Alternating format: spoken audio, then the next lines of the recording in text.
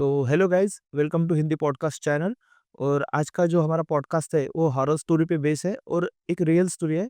जो गेस्ट थे वो मेरे मित्र थे, आशुरत जी चावरे। उन्होंने बताया है।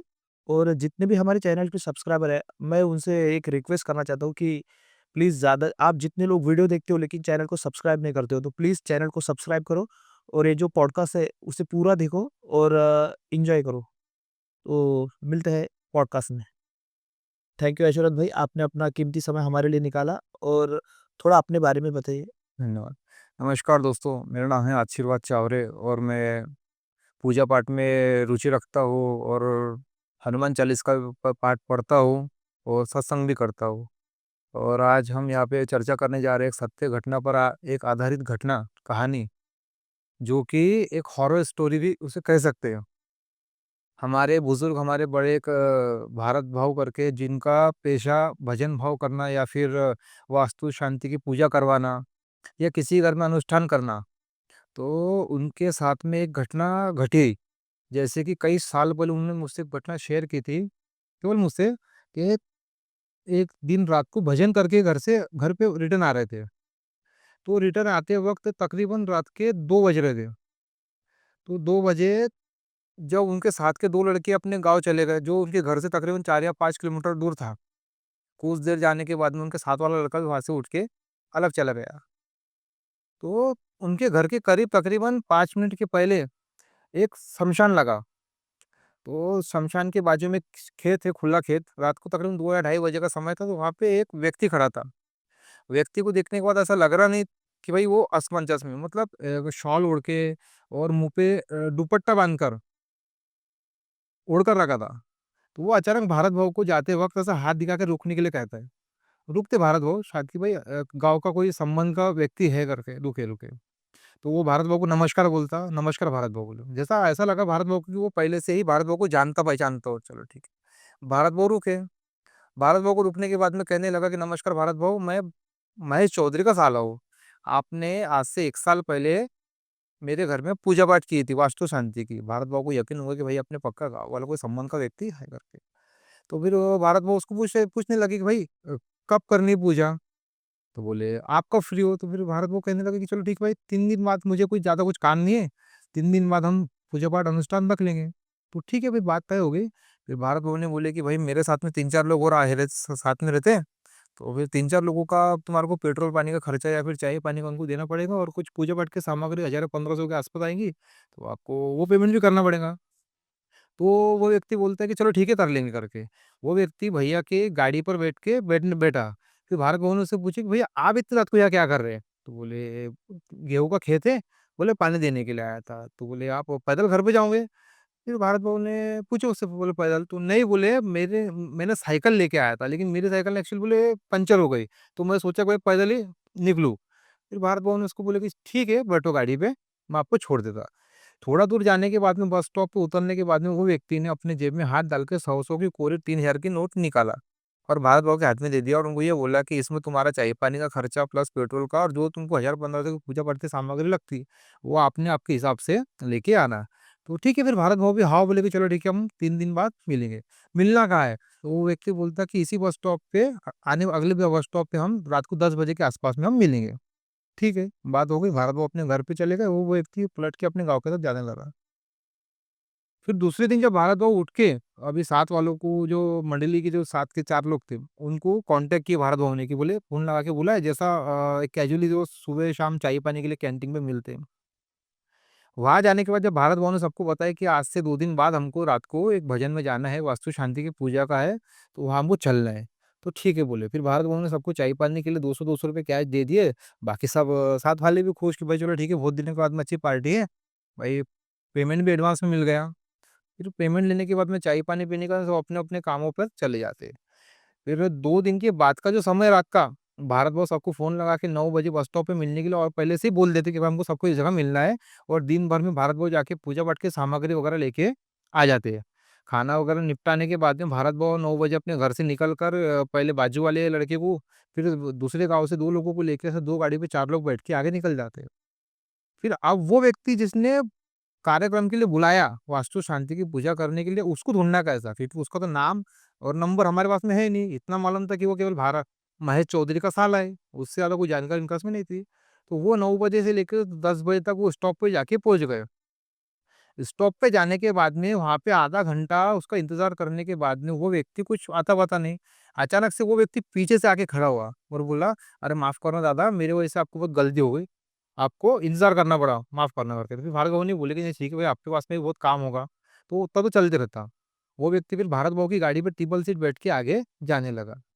अब वहाँ से जहाँ उनको जाना है कार्यक्रम के अंदर उसकी बहन के घर में, वो घर केवल 1 किलोमीटर मतलब 10 मिनट का ज़्यादा था रास्ता।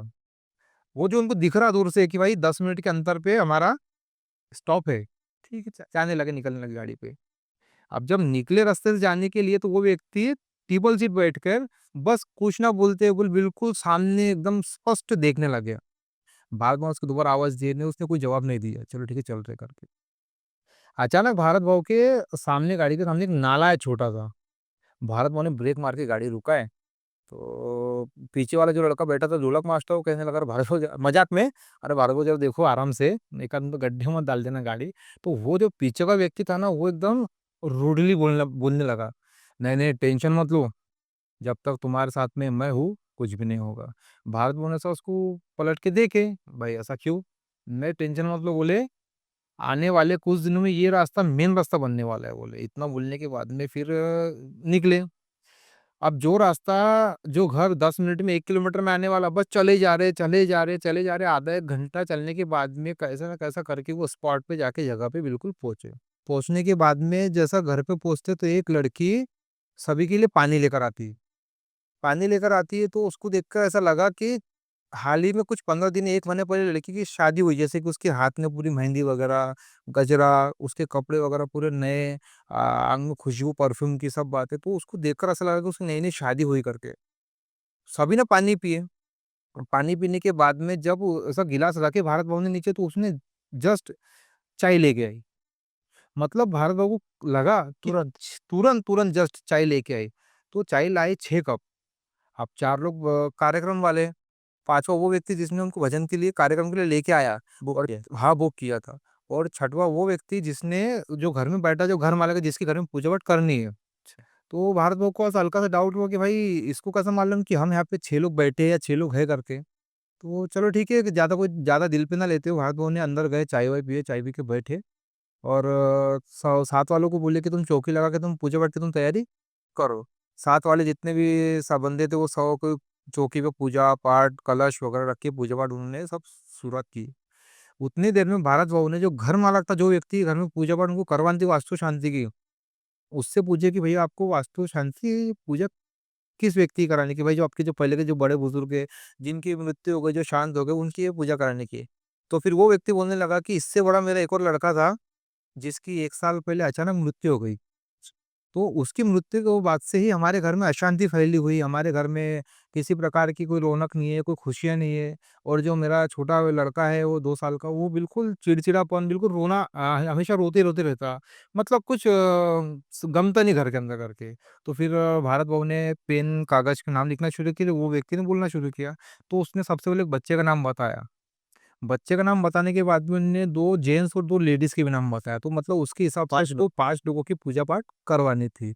भारत भवन ने को इतना ज़हन में कोई ख़्याल उनके नहीं आया कि भाई चलो ठीक है, अपने को पूजा करनी है।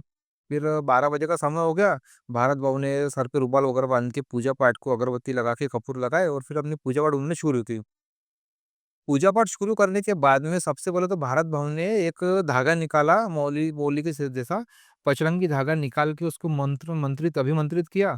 अभिमंत्रित करने के बाद में जो पूरा घर है, पूरे घर में उन्होंने उसको बन सकते हैं। बंधन कर दिया, ताकि पूजा के बीच में किसी प्रकार का विघ्न ना आए और कोई व्यक्ति अंदर से बाहर और कोई व्यक्ति बाहर की बुरी बला अंदर ना आए, प्रवेश ना कर सके, इसलिए वो व्यक्ति ने अभिमंत्रित करके धागा पूरे घर में बांध दिया। ठीक है, पूजा-पाठ शुरू हुई। 12 बजे पूजा-पाठ शुरू हुई तो 10-15 मिनट के बाद में वो जो बच्चा बैठा था, वो बच्चा अचानक रोने लगा। अचानक रोने लगा। रोते-रोते इतना ज़ोर-ज़ोर से चिल्ला के रोने लगा कि उसको चुप कराना मुश्किल हो गया। फिर जैसा-तैसा करके उसको 5-10 मिनट के बाद में मंत्रोच्चार करके उसको शांत कराया गया, तो वो बच्चा बिल्कुल शांति से बैठा था। अब शांति से बैठा, 12:30 बज गए। दूसरी पूजा पाठ दूसरा मंत्र शुरू हो गया। पूजा पाठ अनुष्ठान आगे बढ़ने लगा। फिर जो 1 बजे के आसपास में जब पूजा पाठ जैसा आगे बढ़ी, थोड़ी और गहराई में गई, तो वो जो लड़की जो सबसे पहले चाय लेके आई थी, सभी के लिए चाय बनने गई थी, वो लड़की ना अचानक उठ के खड़ी हुई, जगह से खड़ी हुई। खड़े होने के बाद में कभी इधर, कभी उधर, कभी इधर, कभी उधर, तो भारत भाऊ उसको एकटक देखने लग गए, मंत्र पढ़ते-पढ़ते, भई ये क्या हो रहा करके। तब तक भारत भाऊ को ऐसा हल्का सा कुछ ख़्याल आया कि कुछ तो भी यहाँ पे गड़बड़ है। 100% भारत भाऊ को यकीन हो गया कि यहाँ पे गड़बड़ घोटाला है। फिर वो लड़की वापस आई, वापस आके बैठी। अब फिर थोड़ी और पूछा-पाछ आगे शुरू हुई, तो एक 1 से डेढ़ के बीच का समय शायद हुआ होगा, तो भारत भाऊ के साथ वाला व्यक्ति अचानक से उठा और उठकर भारत भाऊ को ऐसा इशारा करने लगा कि मुझे पेशाब जाना है करके। अच्छा। लेकिन भारत भाऊ को, अब भारत भाऊ बहुत सालों से पूजा-पाठ कर रहे थे, भारत भाऊ थोड़ा जानकार भी है, अच्छी-बुरी बातों के, तो भारत भाऊ ने उसको इशारा करे कि इसे इशारा करे कि तू अभी खामोश नीचे बैठ। अभी तू बाहर नहीं जा सकता। क्योंकि भारत भाऊ को सब समझ में आ गया था कि यहाँ पे गड़बड़ है। गड़बड़ है करके। तो भारत भाऊ ने उसको इशारा करे कि भाई अभी तुम नीचे बैठ करके, वो भी शांति से बैठा। फिर जैसा-तैसा करके पूजा-पाठ शुरू हुई। फिर तकरीबन ढाई बजे के आसपास में जब पाँचों व्यक्ति का जब नाम लिया गया ना, तो वो जो घर मालक जो था, वो अचानक से उठा और उठकर भारत भाऊ के आगे पीछे से राउंड पे राउंड चक्कर काटने टहल रहा है। लगा। भारत भाऊ उसको देख रहे, वो भारत भाऊ को देख रहा। मतलब भारत भाऊ को जब तक लग गया था कि भाई यहाँ पे कुछ ना कुछ गड़बड़ घोटाला है, वो व्यक्ति जो एक बार अंदर गया ना रूम में, तो वहां से वापस नहीं आया। 3:30 बजे का समय हो गया पूजा पाठ और उफान पे। जो व्यक्ति साथ में बैठा था, जो मंजीरे बजा रहा था, कोरस कर रहा था, वो व्यक्ति उठ के अचानक क्या हुआ कि बोले भारत भाऊ, बोले अभी थोड़ा ब्रेक लेते। ब्रेक लेने के बाद में फिर तत्पश्चात अपन फिर थोड़ी देर बाद में चालू करते, जब तक मैं मुंह पे पानी मार के आता। तो भारत भाऊ ने उसको गुस्से से उसका हाथ पकड़ के उसको नीचे बिठाए और उसको बोला, नीचे कुछ, अभी हम बाहर नहीं जा सकते जब तक हमारी पूजा पाठ खत्म नहीं होती। तो जो व्यक्ति ने भारत भाव को कार्यक्रम के लिए लेके आया था वास्तु शांति की पूजा के लिए, वो व्यक्ति बोलने लगा कि नहीं नहीं भारत भाव चलो ना यार, बाहर जाने दो सबको करके, हाथ मुंह धो के आएंगे, बाहर कुआं है, कुएं पे से अपन मुंह हाथ धो के वापस आ जाएंगे। तो भारत भाव नहीं नहीं नहीं, अभी हम बाहर नहीं जा सकते करके। जैसी तैसी पूजा पाठ आगे बढ़ी।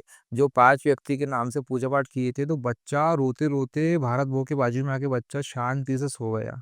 जो लड़की सबसे पहले चाय लेके आई थी, वो लड़की जो किचन रूम में गई, तो वहां से वापस बाहर नहीं आई। उसके साथ की एक लेडीज ये रूम में चले गई। जो व्यक्ति जो जेंट्स था, जिसको पूजा करवानी थी जो परिवार की, वो व्यक्ति जो रूम में गया, तो वहां से वापस नहीं आया। फिर भारत भाव को ऐसा लगा कि भाई आज तो यहाँ से हमारा जिंदा जाना भी थोड़ा मुश्किल है करके। अचानक ऐसा माहौल बन गया कि भारत भाऊ को लगा कि 3 से 3:30 बजे का समय, ये जो समय रहता है, ये पैरानॉर्मल एक्टिविटी के लिए अच्छा समय माना जाता है। मतलब बुरी बलाओं के लिए, बुरी आत्माओं, प्रेत आत्माओं के लिए सबसे अच्छा समय रहता कि जो किसी के भी शरीर में प्रवेश करके कुछ भी बुरी घटना को अंजाम दे सके। उनके लिए मतलब वो टाइम अच्छा रहता है। हाँ, बुरी आत्माओं का समय रहता 3 से 3:30 बजे का मॉर्निंग का समय का, तो वो टाइम था। फिर उसके बाद में अचानक से जैसे ही 4 बजे का समय हुआ, घड़ी में देखे, तो भारत भऊ के कानों में एकदम बाजू के खेत में से हनुमान चालीसा की आवाज़ उनके कानों में पड़ी। जब जाके भारत भाऊ थोड़े रिलैक्स हुए, तब जाके भारत भाऊ को ऐसा लगा कि भैया अब अपने कुछ मन को शांति मिली।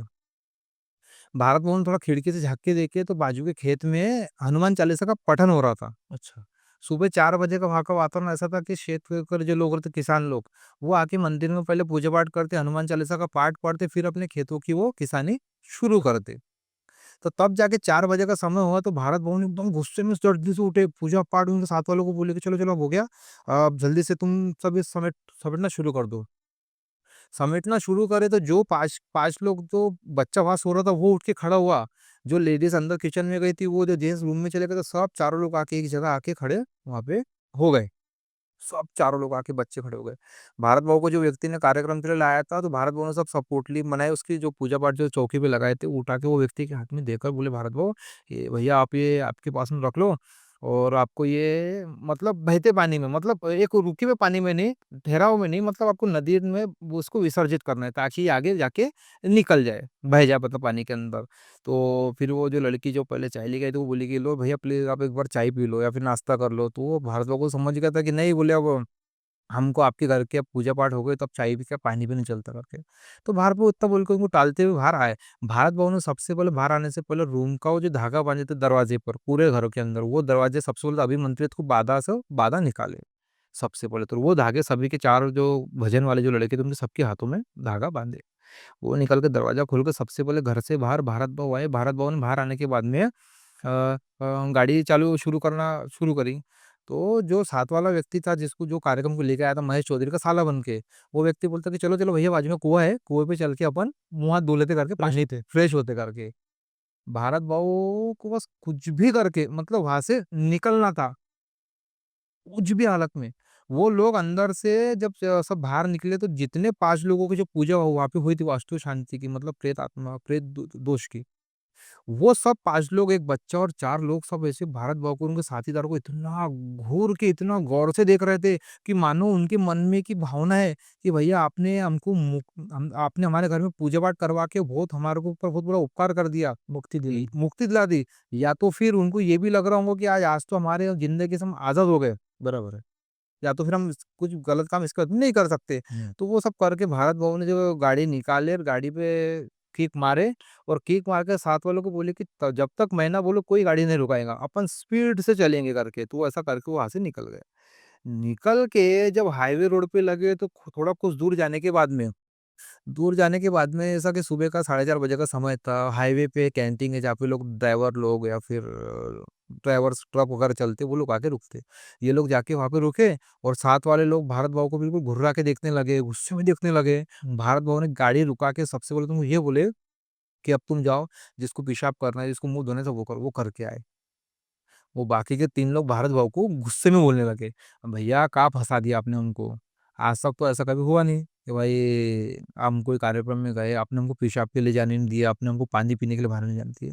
भारत भाव शांति से उनका सब बात ध्यान से सुन रहे थे।